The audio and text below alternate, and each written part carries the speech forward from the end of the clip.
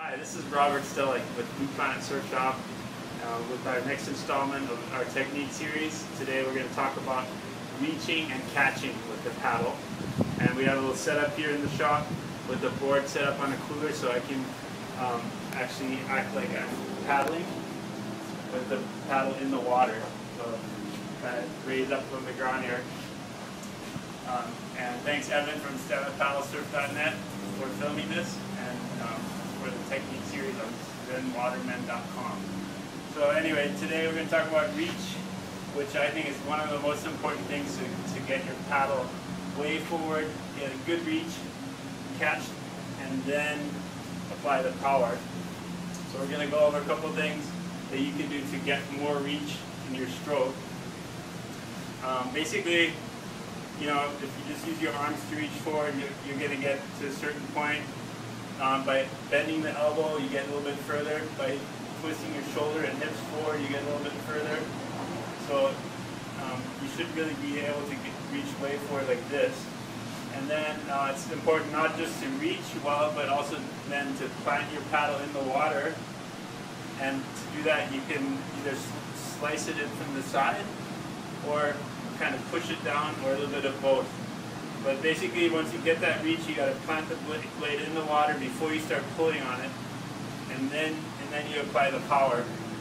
So that's really key. Is that it's not just about reaching forward; it's also about getting the paddle all the way in the water where the blade is underwater, and then you apply the power down to the blade. A good way to practice getting longer reach is maybe mark a spot on your board where you usually end up reaching. Maybe mark it, or just remember where your regular reach is, and try to go a little bit further. You know, always try to get a few more inches on your reach, and keep the power face in front of your feet. Like that's the most effective part of your stroke, is in front of you. You don't want to pull the paddle way past your feet.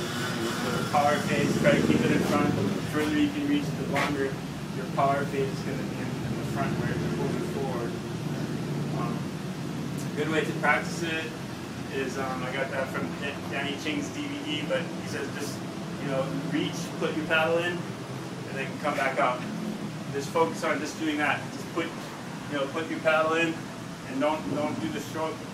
Just do the reach, out, reach, and then it just helps to really focus on getting the reach as far forward as possible.